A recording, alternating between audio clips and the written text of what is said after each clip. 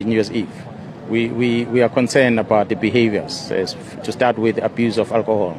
People overdrink, and then they end up being reckless on the road. So we hope that they are going to behave this time around. So that's our biggest concern. That's why we're going to heighten our operations on the road in terms of roadblocks, vehicle checkpoints and the likes, so that we can check those that are driving under influence of liquor. And on top of that, we have, as you can see in this area where you're at, there's a lot of children that comes around in places like this. So when the adults don't pay attention on the young ones, we end up with a lot of kids that are missing. And we pick them up and we keep them in place of safety, and it becomes another struggle to look for the parents. So we want to urge the communities to be responsible and look after their little ones, and don't getting overexcited, and they forget to keep an eye on the young ones. So that's the second part. But other than that, as I said again, alcohol, gender-based violence remains a biggest problem, and alcohol influences a lot in terms of that.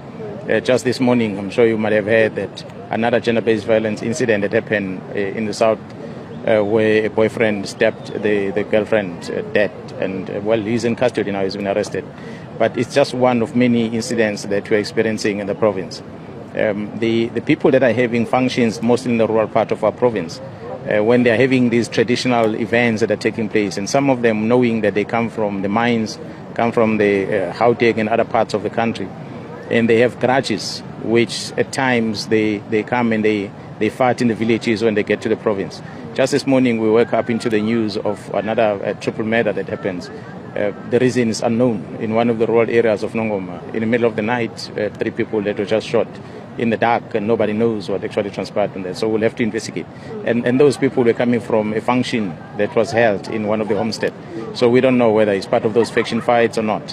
But we are going to pursue those things. So those are the biggest worries for us. And we urge the communities and all our guests to behave responsibly. Whether they're having issues against each other, they must find another peaceful way of resolving those issues.